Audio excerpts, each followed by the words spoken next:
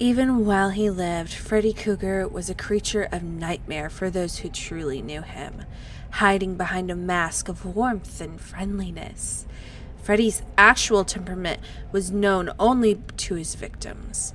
When those victims were finally heard, the parents of Springwood tracked Freddy down and took the law into their own hands. They thought fire had rid them of a monster that night, that their children were finally safe. But evil as strong as his has a way of surviving. Years passed, the horror was buried, the victims mercifully forgot. Then somehow Freddy returned and dreams became nightmares once again.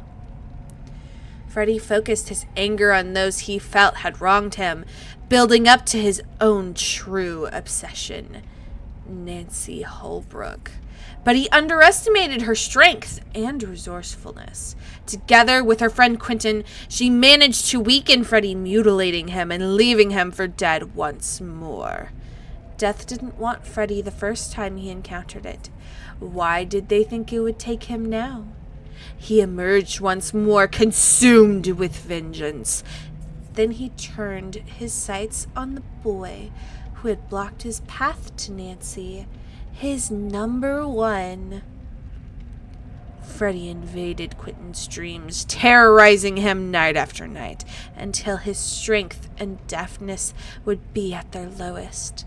When the time was right, he forced the boy to return to the dark reflection of Badham's preschool. Here, he would have his final revenge. Freddy stalked the boy through the school's halls. He took his time, savoring every moment of the haunt. This was what he enjoyed the most. The smell of the sweat in the air, the raged gasps of their terrified breath. They were his to play with. There was the boy at the end of a long corridor, too tired and scared to run anymore, resigned to his fate. Freddy closed in, arms wide, claws raking the wall, their tips traced along a pipe, the metallic shrieking only adding to the boy's apprehension. A shower of sparks rained on the ground and into the liquid that covered the tiled floor. A blue flame blossomed and quickly engulfed the room. The boy took flight as Freddy burst from the flames in a fury. Rooms and walls raced past in a blur until they were in Freddy's basement. There would be no escape from here. Slowly, Freddy closed in on the boy. His fear was so strong now that Freddy could almost taste it. But his eyes burned with a defiant hatred that was almost admirable. Freddy drew back his claws. Then Freddy felt another presence with him. Something old, powerful, and dark. A miasma enveloped him, and the only sensation was a sound like a wooden beams flexing and creaking in the distance.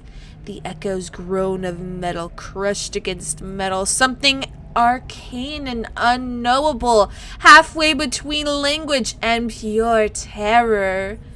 There was a moment of falling and spinning, and then Freddy was back in the school. But not his school. It looked the same, but it felt different.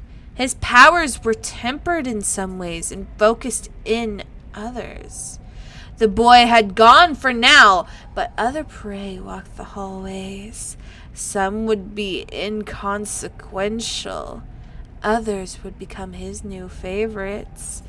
All would fall before his claws.